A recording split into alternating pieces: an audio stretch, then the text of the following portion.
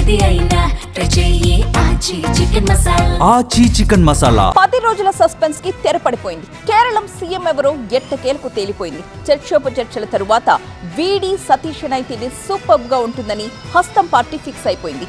ఈ నెల 18న ప్రమాణ స్వీకారానికి ముహూర్తం కూడా ఫిక్స్ చేశారు. మరి హైకమాండ్ నమ్మకాన్ని సతీష్ నిలబెట్టుకోగలరా? పినరాయితో ఎదురొడ్డి పోరాడిన నయా సీఎం పాలనలో కూడా అదే మార్పు చూపిస్తారా? కేరళం రాజకీయాల్లో సరికొత్త శకం మొదలైంది. 10 రోజుల పాటు సాగిన ఉత్కంఠకు తెరదించుతూ వీడి సతీష్ అన్నే సీఎంగా కాంగ్రెస్ ప్రకటించింది. 10 ఏళ్ల ఎల్డీఎఫ్ సుదీర్ఘ పాలనకు చరమగీతం పాడుతూ మొన్నటి అసెంబ్లీ ఎన్నికల్లో యూడీఎఫ్ ప్రభంజనానికి కారణమైన సతీశన్ వైపే అధిష్టానం మొగ్గు చూపింది. కార్యకర్త స్థాయి నుంచి ప్రతిపక్ష నేత వరకు ఎదిగి పినరై విజయన్ లాంటి ఉద్దండుని ఢీకొన్న వ్యక్తి అయితేనే కరెక్ట్ అని హస్తం పార్టీ నమ్మింది. ముఖ్యమంత్రి పీఠం కోసం కాంగ్రెస్ లో గట్టి పోటీని నడిచింది. ఢిల్లీ స్థాయిలో చక్రం తిప్పే కేసీ వేణుగోపాల్, దశాబ్దాల అనుభవం ఉన్న రమేష్ చెన్నితాల లాంటి బడా నాయకులు పోటీ పడ్డారు. అయితే హైకమాండ్ మాత్రం క్షేత్రస్థాయిలో పార్టీని గెలిపించిన నాయకుడి వైపే మొగ్గు చూపింది.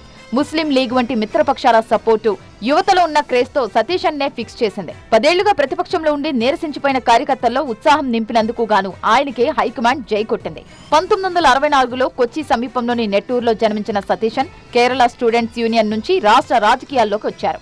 న్యాయవాదిగా ప్రాక్టీస్ చేస్తూనే పార్టీలో చురుగ్గా పనిచేశారు. 2001లో పారావూర్ నుండి తొలిసారి ఎమ్మెల్యేగా గెలిచిన ఆయన అప్పటి నుండి వెనక్కి తిరిగి చూసుకోలేదు. అసెంబ్లీలో ఆయన స్పీచ్లు, లోతైన అధ్యయనం చూసి ప్రత్యర్థులు సైతం ఆశ్చర్యపోయేవారు. ముఖ్యంగా 2021 పరాజయం తర్వాత ప్రతిపక్ష నేతగా ఆయన చూపిన తెగువ, ఎల్డీఎఫ్ సర్కార్లోని అవినీతిని ఎండగట్టిన తీరు ఇవాళ ఆయన్నే సీఎం కుర్చీలో కూర్చోబెట్టాయి. కేరళం రాష్ట్రంలో ఇకపై కొత్త శకం మొదలైందన్నారు సతీశన్. రాష్ట్ర ఆర్థిక పరిస్థితి ప్రస్తుతం ఎంత అధ్వాన్నంగా ఉందో అందరికీ తెలుసన్న ఆయన ముందుగా ఆర్థిక వ్యవస్థపై ఫోకస్ చేయాలన్నారు. రాష్ట్రంలో అస్తవ్యస్తంగా ఉన్న ప్రతి దాన్ని మార్చేస్తామన్నారు. That team will create many things. It will change Kerala. It will be a new era, a new Kerala. That is our target. We know that we are going through the tough times. Fiscal situation of Kerala is vulnerable. Even then, we are hopeful that we can change.